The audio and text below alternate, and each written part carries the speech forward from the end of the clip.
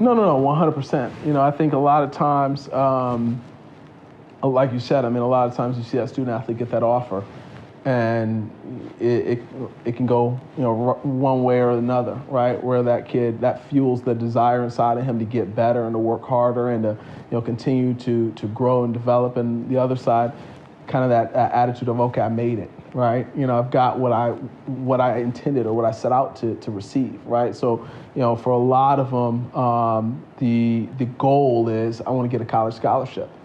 And they get a couple scholarship offers, and they, or like you said, the rankings and things start to come easy to them early, right? And they don't have that perseverance to continue, and they're being outworked by guys that weren't recruited as well, right? Or outworked by guys that are sitting there saying, man, you know what, that kid got that offer, but guess what? I gave him 25, in that last time we played, and I'm not understanding. So now that kid's in the gym, working twice as hard. And how important is it for you when you're recruiting? How important is it for that kid to truly love the game of basketball? I think it's everything, but I've been blessed to be on some staffs where we did a lot of intel work. Like we were gonna find out how passionate the kid was about the game. Did he like it or did he love it? What type of, family situation did he have? Not necessarily did he have two parents out or come from a two-parent home or a single-parent home. That's never mattered to me, but upbringing matters. Right. What type of guidance is he getting? What is his circle like? The influence around him, academically. How would he survive? All those kind of things go into it. Along with the talent, the program, is he coming from a winning program, or is the program, is he not getting coached? Is he not getting pushed and challenged and being held accountable? So those things go into it prior to offering a kid a scholarship. You know what I'm saying? And I think that's the thing that a lot of parents and people on the outside looking in just don't realize, how much time and thought goes into offering these prospect scholarships.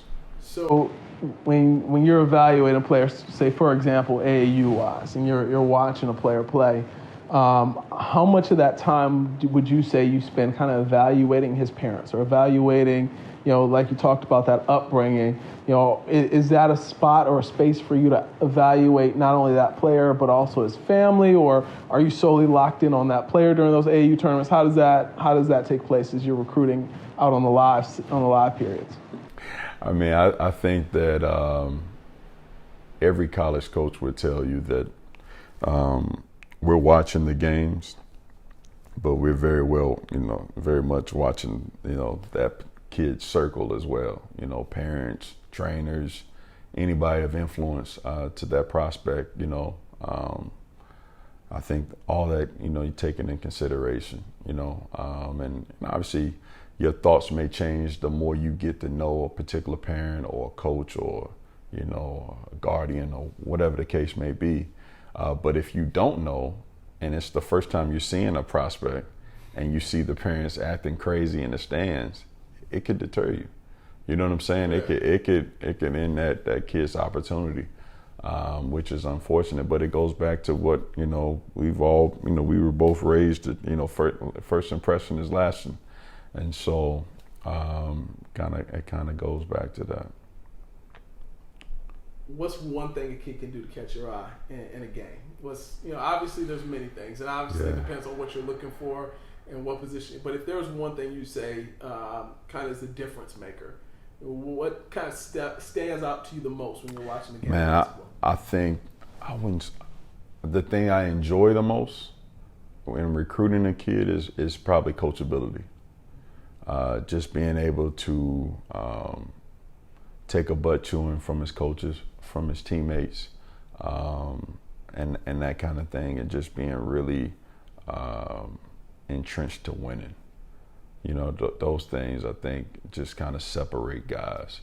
And I would even take a less talented guy who I knew was coachable and committed to winning more than a higher talented,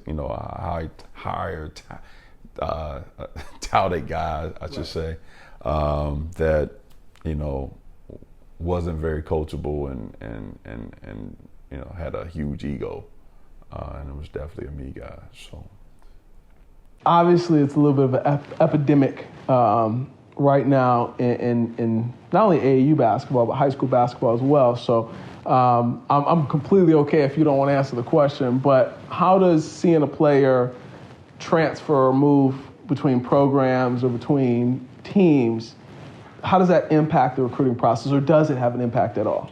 I think, again, every situation is different. I've been a part of some recruiting situations where it was out of the kid's control. Maybe the parents divorce, and the kid has to transfer schools. But if you're doing your homework as a coaching staff and you find out it's that particular kid and or his parents, that's the reason why that kid is continually moving around when you jump. You go, 2, 3, sometimes 4 schools. It can be alarming, But I think as coaches, as opposed to just assuming, I think it's our job to, we talked about, gathering intel, right. Being able to really find out exactly why and what transpired, I think is always important. But from the outside looking in, it could be viewed as a negative. And I know of some college programs that, if you've been to more than 2 schools, they're not going to recruit you, but those schools don't do their due diligence. They could be missing out on a kid that, right. It was completely out of their control.